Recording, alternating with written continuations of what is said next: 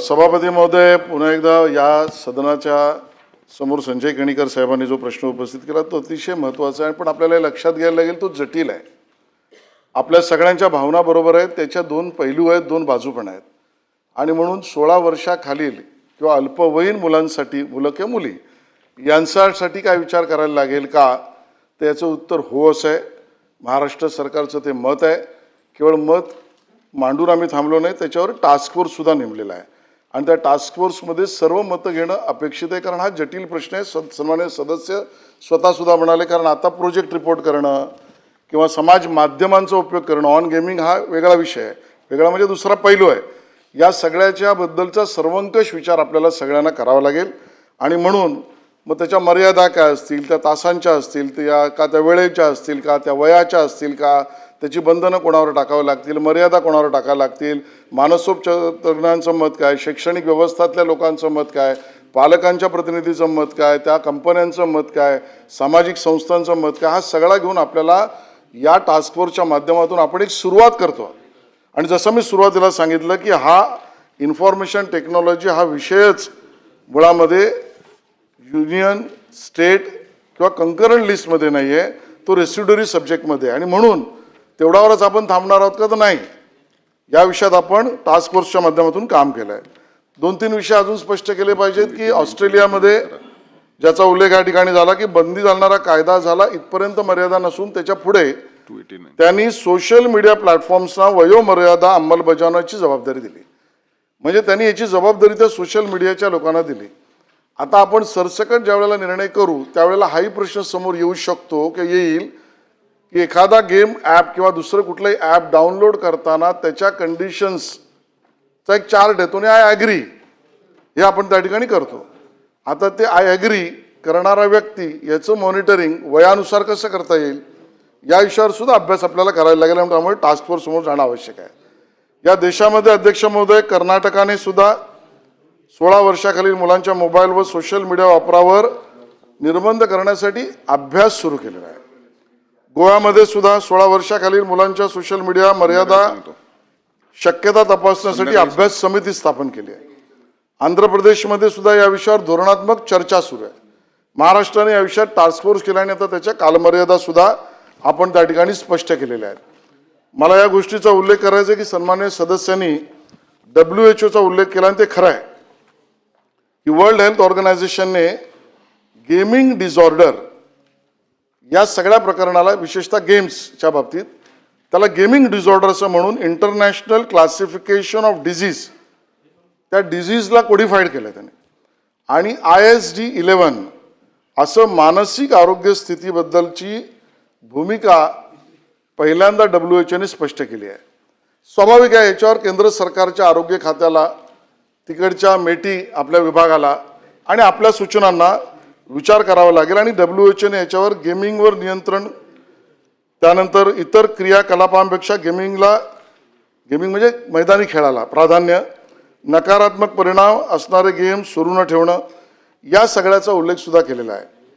सभापती महोदय, जागतिक स्तरावर याचा प्रादुर्भाव ज्याचा आपण ICD-11 असं म्हणतो याचा प्रादुर्भाव अंदाजे 3% आहे आणि भारतातील संशोधनानुसार इंटरनेट गेमिंग डिसऑर्डर आपण याचा अभ्यास सुरू केला आणि इंटरनेट गेमिंग डिसऑर्डर याचा दर 1.3 ते जवळजवळ 20% आढळतो आणि इतकी मोठी यातली व्याप्ती आपल्याला त्या ठिकाणी समोर दिसते.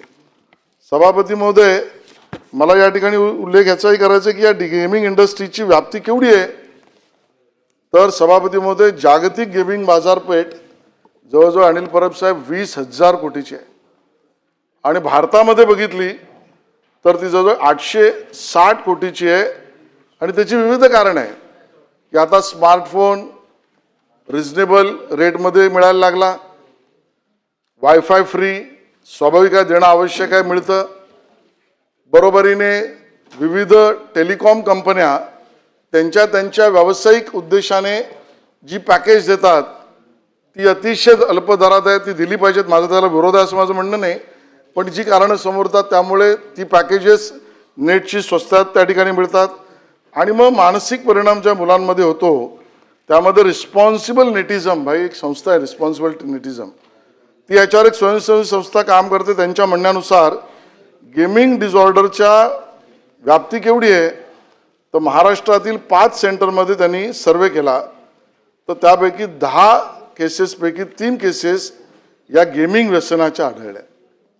म्हणजे 10 पैकी 3 आपल्याला म्हणजे 30% जवळजवळ हा त्या ठिकाणी गेमिंगच्या असलेल्या डिसऑर्डरचा लक्षात येतो. आणि तेच विविध शाळांमध्ये केल्यावर इंटरनेट डिपेंडन्सी स्केल, इंटरनेटवर डिपेंडन्सी किती आहे.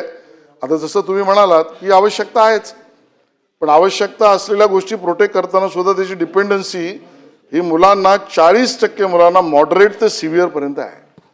म्हणजे 100 पैकी 40 इथपर्यंतचा परिणाम. आणि त्याचे परिणाम काय तर मुलांमध्ये चिडचिडेपणा वाढणे, शैक्षणिक प्रगती घटवणे, एक अजून रोग शब्द मी वापरतोय जबाबदारीपूर्वक कारण तो उद्याच्या दिशेने नेणार आहे, तो म्हणजे फॅन्टम व्हायब्रेशन सिंड्रोम. म्हणजे आपला फोन सतत वाजतोय का याचा भास होणे. आपल्यालाही सभागृहात लक्षात येईल की आपलं दर काही मिनिटांनी आपलं लक्ष आपल्या फोनकडे जातं आणि तो वाजलाय काय, मेसेज आलाय काय, अलर्ट आलाय काय. आणि म्हणून अशा पद्धतीने फॅन्टम व्हायब्रेशन सिंड्रोम याची सुद्धा व्याप्ती वाढते. सामाजिक अलिप्तता होते. म्हणजे आपल्या सगळ्यांना लक्षात असेल की आपल्या लहानपणी आता ज्या वयात आपण आहोत, शाळा सुटली की स्वाभाविकता आपण मित्र खेळायला यायचो, एकमेकाला हाक मारणं, एकमेकाला बोलवणं आणि मैदानी खेळ खेळणं. आता शाळा कॉलेज संपली किंवा कॉफेटेरियामध्ये सुद्धा गेलं तर आपण समाजापासून अलिप्त आहोत, ते आहेत ते नेटवर जोडलेले आहोत. अशा पद्धतीचा सुद्धा प्रादुर्भाव लक्षात येतो आणि त्यातनं अँझायटी आणि नैराश्य सुद्धा दिसतंय. बरोबरीने शारीरिक परिणाम दिसतात. जसं हे मानसिक परिणाम मी सांगितले, ज्याच्यामध्ये टेक नेक हा प्रकार वाढला की मानेचे विकार आपल्या सुद्धा लक्षात येतं की आपण फोन वापरताना, त्याच्यावर काम करताना, लॅपटॉपवर काम करताना, आयपॅडवर काम करताना, खेळताना, बाकी गोष्टींमध्ये मानेचे विकार, डोळ्यावर ताण, झोपेचं चक्र बिघडणे आणि शारीरिक हालचाल कमी झाल्यामुळे लठ्ठपणा वाढणे या पद्धतीचा सुद्धा परिणाम समोर दिसतोय. आणि तसंच आर्थिक व सुरक्षा धोके सुद्धा आहेत, ज्याचा उल्लेख आपण निरंजन डावकरेजी केलात की गेम खेळायला दिला नाही, ॲप डाउनलोड करायला दिला नाही तर मायक्रो ट्रान्झॅक्शन त्याला म्हणतात की त्याच्यातून पैशाची चोरी याचेच प्रकार समोर येत आहेत. आणि अनियंत्रित चॅट रूममध्ये गेल्यामुळे फसवणूक आणि शोषण, ज्याला डिजिटल बुलिंग असं म्हणतो आपण, त्या डिजिटल बुलिंगचेही परिणाम होत आहेत. आणि म्हणून याची व्याप्ती मोठी आहे, हा जटिल विषय आहे. आणि म्हणून आपण इमिजिएट काय करू शकतो तर टास्कफोर्स करून सगळ्यांना बरोबर घेऊन यातलं धोरण, सल्ला आणि कायदा करायचा असेल तर केंद्रीय कायद्याच्या बाबतीमध्ये सूचना या तिन्हीबद्दल सकारात्मक भूमिका सरकार घेत आहे आणि त्या कामाला सुरुवात केलेली आहे.